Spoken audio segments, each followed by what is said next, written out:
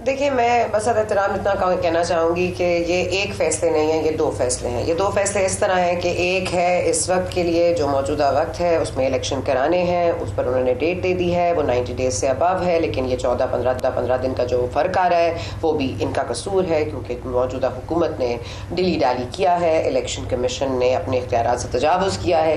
ये हो गई किताबी बातें। दूसरी बात कर लेते हैं कि 5 माह बाद जब जस्टिस काजी फायज़ की बारी आएगी, और वो वक्त अब दूर तो नहीं है, ये तो अब ऐसा तो नहीं, कोई इलेक्शन तो नहीं होने उसके लिए, तो 5 माह बाद जो हमारे इस वक्त के मौजूदा चीफ जस्टिस हैं वो आई थिंक उनका रास्ता आगे के लिए बड़ा हमें क्लियर नज़र आ रहा है। उन्होंने एक फ़ैसला अपने लिए भी मेरा ख्याल है किया 5 मंथ्स लेटर ऑन। कल आपने देखा होगा जी, वकीला आए कुछ और वो बड़ा जो शोखरोश था, और वो कह रहे थे चीफ तेरे जान निसार बेशुमार बेशुमार, और बार बार कहा जा रहा था पाकिस्तान तहरीक इंसाफ की तवस्सुत से चीफ जस्टिस को कि आप बिल्कुल डटे रहें और हम आपके साथ हैं और आप फैसला दें और हम अमल दरामद भी हम करा लेंगे। तो मतलब ये देखिए ना, 9 मेंबर बेंच था, फिर 7 मेंबर हुआ, फिर 5 हुआ, फिर 3 हुआ, और आपके अभी तक यही तय नहीं है कि आपकी जो मेजॉरिटी है वो क्या फैसला रखती थी। मैं ये जानना चाहती हूँ कि ये आईनी जो खिदमत पेश है हमारे सामने, जो खिदमत की है मुअज़्ज़ज़ जजेस साहिबान ने, उनकी बड़ी मेहरबानी है, लेकिन ये भी ज़रा मेहरबानी फरमा दें कि एक नोट ये भी लिखवा लें इमरान खान साहब से कि मैं आगे धमकी पे नई असेंबलियाँ तोड़ूंगा। मैं आइंदा ये कोई इनसे एक सवाल ये तो पूछ ले कि ये आया, ये जो आईनी बहरान है, ये जो अदालती बहरान है, ये बहरान कहाँ से शुरू होता है? वो वहाँ से शुरू होता है जहाँ से आपने असेंबलियाँ तहलील की थी, असेंबलियाँ तोड़ दी थी, और किस तड़ी पे तोड़ी थी, क्या धमकी थी आपकी, क्या डिमांड थी आपकी। अब आपने इसलिए तो नहीं तोड़ी थी इलेक्शंस हो जाएंगे 90 दिन में इसलिए हम तोड़ रहे हैं, आपने तो इसलिए तोड़ी थी कि आपको पूरे जनरल इलेक्शन साथ मिल जाएंगे, वो तो हुआ नहीं।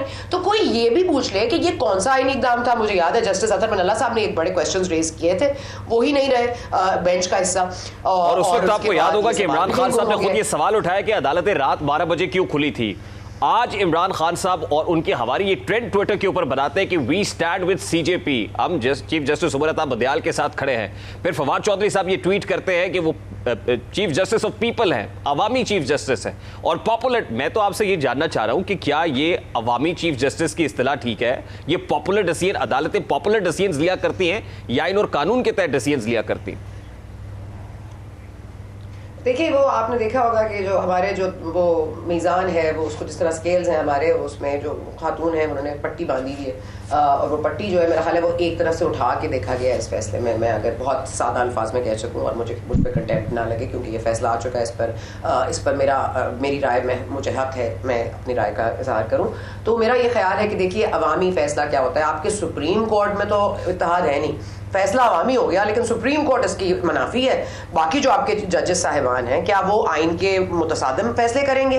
क्या वो आइन के साथ नहीं खड़े हैं? क्या वो आपसे कम काबिल हैं? क्या वो आपके मतलब एक सुप्रीम कोर्ट होता है जी, सुप्रीम कोर्ट का बेंच होता है। चीफ जस्टिस का बेंच तो हमने बना दिया ना, चीफ जस्टिस का इख्तियार है बिल्कुल, अभी तक तो यही इख्तियार है। तो क्या ये इख्तियार कभी भी किसी वक्त भी इस्तेमाल किया जा सकता है? और इतना मुतनाज़े हो गया हो जब मामला, तो इसमें क्या हर्ज था? वो जो कल अटॉर्नी जनरल साहब ने भी कहा कि चले 9 मेंबर छोड़ दें, आप वही 7 मेंबर्स के साथ दोबारा कर लें, फुल कोर्ट भी छोड़ दें, आप 7 मेंबर्स को लेके बैठ जाएं, उसके बाद ये फैसला दे दें। वो भी नहीं माने। क्यों नहीं माने? तो जाहिर है कहीं ना कहीं तो बदनीयती है। तो ये अवामी फैसले अगर अवामी है तो ठीक है, अवाम इससे खुश है, लेकिन आपके जस्टिस साहिबान तो खुश नहीं है। पहले तो आप वहां देखिए कि डिवीजन कब से शुरू हुई है, और ये हम कह रहे हैं डिवीजन है, डिवीजन है। डिवीजन इस केस की वजह से नहीं है, डिवीजन बहुत पहले से है, और इन्हीं वजूहात की बुनियाद पर है जो आज हमें बड़ी ये डिवीजन तो जस्टिस साकिब निसार के दौर से है। जिस वक्त जस्टिस काजी फायजीसा को 2014 के अंदर एक सो मोटो जो लिया गया उस वक्त एपीएस के ऊपर, उसमें बेंच से अलहदा किया गया। तो ये डिवीजन तो बड़ी पुरानी है, मैं इस डिवीजन ऑफ बेंच के ऊपर आता हूं, लेकिन उससे पहले वफाकी हुकूमत ने इस फैसले को मुस्तरद किया है। आज बिलावल भुट्टो साहब ने भी लार्जर बेंच बनाने की इस्तदा की है, फुल कोर्ट बनाने की -2। तो क्या हुकूमत अब सुप्रीम कोर्ट ऑफ पाकिस्तान के डिसीजन पर अमल नहीं करेगी तो कंटेम्प्ट की कार्रवाई को भुगतेगी?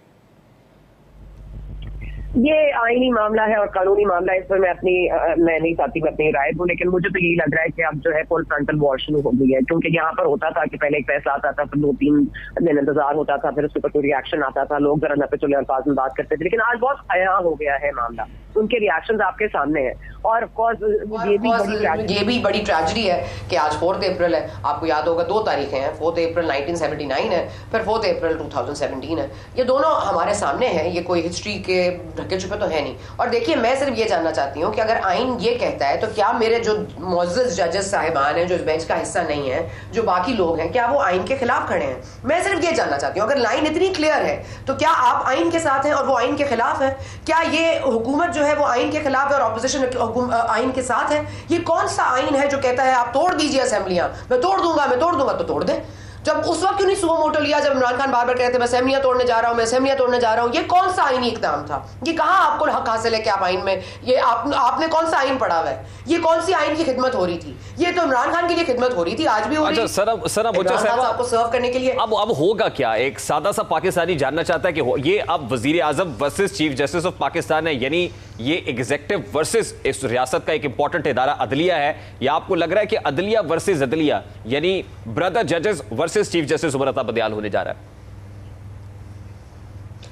देखिए, मेरा ये ख्याल है, और अगर मैं ज़ाहिर है आई कांट लाइक फोरसी कि क्या होगा, लेकिन जो मौजूदा सूरत हाल है उससे मेरी लकी गेस तो यही होगी कि ये जजेस साहिबान जो मेजॉरिटी में हैं, जो कि खिलाफ है इस फैसले के, जो इस सुओ मोटो के नोटिस के भी खिलाफ है, इस केस को सुनने और समाअत करने के लिए भी खिलाफ है, वो जजेस साहिबान जो है वो हेल्प करेंगे हुकूमत को, क्योंकि हुकूमत उनके सहारे सामने आई है। अगर ये डिवीजन ना होती तो हुकूमत में भी इतनी हिम्मत ना होती।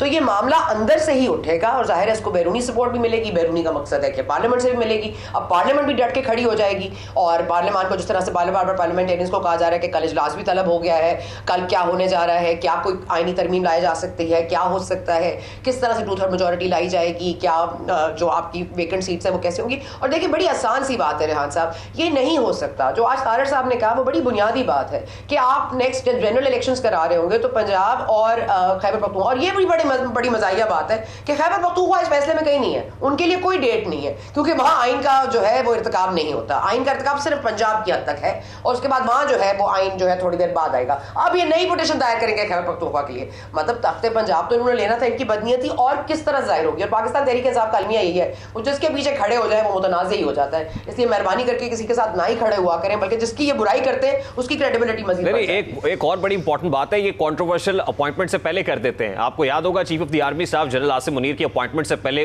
क्या कंट्रोवर्सी की गई। अब तो डेटा लीक के अंदर भी वो स्टोरी खुलकर सामने आ गई है। अभी पता ही नहीं कि जस्टिस काजी फाइजीसा सीनियर मोस्ट है और उनको अक्टूबर में chief justice of the country होना है। उससे पहले ही जिस तरह की कैंपेन, स्मेयर कैंपेन शुरू हो गई है सोशल मीडिया पर जस्टिस काजी फाइजीसा के खिलाफ, इज इट जस्टिफाइड? ये भी नोटिसेबल है। नहीं, it is not justified. How can anything be justified? मैं तो समझती हूँ बंदियाल साहब के हवाले से भी कोई ट्वीट्स नहीं होनी चाहिए, बंदियाल साहब का मजाक नहीं उड़ना चाहिए, ना ही उनके खिलाफ कोई स्मेयर कैंपेन होनी चाहिए। लेकिन अगर आप अपने अहकामात और अपने फैसलों से अगर आप ये बावर करा रहे हैं कि आप खुद ही अपने आप को मजाक बना रहे, देखें अब जो ट्विटर पे हो रहा है अफसोसनाक है, और जो बंदियाल साहब के हवाले से हो रहा है मुझे लगता है वो ज्यादा अफसोसनाक है। काजी फाइज ईसा की तो आपको एक नजर आती है बुग्ज है उनके लिए, और वो आप मुझे बता दें, चले जस्टिस काजी फाइज ईसा को भी छोड़ दें, आप मुझे बता दें जस्टिस सरदार तारिक मसूद का क्या मसला है, उनके साथ क्या तकलीफ है? वो तो थर्ड मोस्ट सीनियर है ना, उनको ही किसी बेंच का हिस्सा बना लेते। आज भी जो बेंच है जो फाइज ईसा साहब के केस के लिए बैठा, जो आपको पता है हाफिज कुरान वाला मामला था, 20 नंबर वाला मामला, उसको कैसे 5 मिनट से कम में फारिग कर दिया गया। 6 मेंबर बेंच बना। अगर उसकी कोई हैसियत ही नहीं थी, अगर 184(3) के हवाले से उनके फैसले की कोई हैसियत ही नहीं है, तो फिर आपने फुल बेंच बना के इसको क्यों फारिग किया, इस केस को खत्म क्यों किया? तो आपके तो कॉल और फेल में जिस तरह इमरान खान साहब के तजाद रहा है माजरत के साथ, अब तो अदलिया में ये बड़ा क्लियरली नजर आ रहा है। और अदलिया कह के मेरा ख्याल है पूरे सारे को नहीं कहना चाहिए, इस बेंच के हवाले से हम जरा प्रिसाइज हो जाते हैं, इस बेंच पे मसला है। आज इस बेंच के दिए हुए फैसले से अगर मैं ये कहूं कि एक तीर से 3 शिकार हुए हैं तो शायद ये कहना गलत नहीं होगा। पहला शिकार इलेक्शन कमीशन ऑफ पाकिस्तान जो एक कॉन्स्टिट्यूशनल बॉडी है उसको किया गया।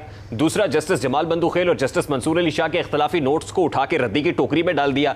तीसरा इंपॉर्टेंट बात जस्टिस काजी फाइज और जस्टिस अमीनुद्दीन का वो फैसला है जो हुफाज कुरान के 20 नंबरों से मुताल्लिक केस के अंदर उन्होंने रिमार्क्स दिए थे, वो भी रद्दी की टोकरी में फेंक दिए। 6 रुकनी लार्जर बेंच तो बाद में बना, उससे पहले रजिस्ट्रार सुप्रीम कोर्ट के सर्कुलर के जरिए से एक जुडिशियल ऑर्डर को अंडरमाइन करने की कोशिश की गई। तो आपको नहीं लगता कि अल्टीमेटली ये जो कॉन्स्टिट्यूशनल बॉडीज है, ये जुडिशियल ऑर्डर्स है, इनको जो अंडरमाइन करने की कोशिश की है, इसके इंप्लीकेशंस बड़े दूररस होंगे? देखिए, मसला यही है कि जो इदारे होते हैं ना वो अपनी शख्सियात से माने जाते हैं, और इदारों की जो मजबूती होती है वो जो फ़र्द वाहिद होता है उसका भी बुनियादी तौर पर उसमें किरदार होता है। आप मुझे बता दें, एक बड़े पॉपुलर थे हमारे साबिक आर्मी चीफ राहिल शरीफ साहब, उनकी बड़ी ज़बरदस्त कैंपेन थी। आज चीफ साहब हैं, एक साकिब नसार थे जो डैम बनाने गए थे और उसके बाद he didn't give a dam और वो फैसले देते रहे। तो मतलब ये तमाम तर लोग जो हैं इन्होंने अदलिया को ही मुतनाज़ बना दिया है। ये हकीकत आप नहीं झुटला सकते कि अब कोई सेक्रेड काउ नहीं रह गया इस मुल्क में।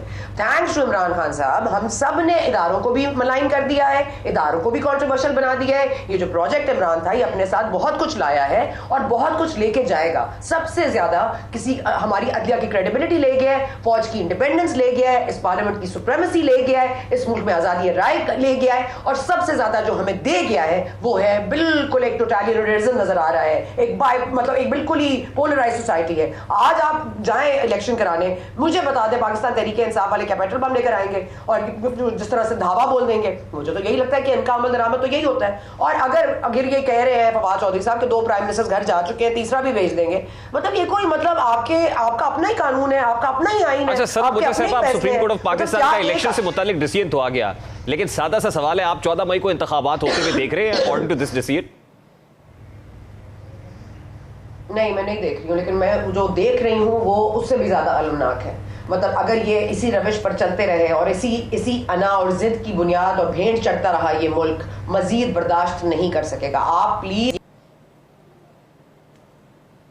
मैं कह रही हूँ कम से कम आप देखिए ना, किसी के रिमार्क्स ना लेना।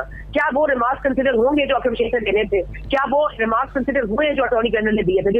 जिनको आपने सुना उनको आपने अनसुना कर दिया और जिनकी कोई बुनियादी बात होती थी वो आपने अनसुनी कर दी। कम से कम फेयर ट्रायल तो दे दे, फैसले पर जो भी दे, एक फेयर ट्रायल का तो हक है ना। हमें तो नहीं पता कि आईनी और गैर आईनी क्या है, आम लोगों को नहीं पता। लास्टली वेरी क्विकली, अगर इलेक्शंस नहीं होंगे तो क्या इमरजेंसी होगी, मार्शल लॉ होगा?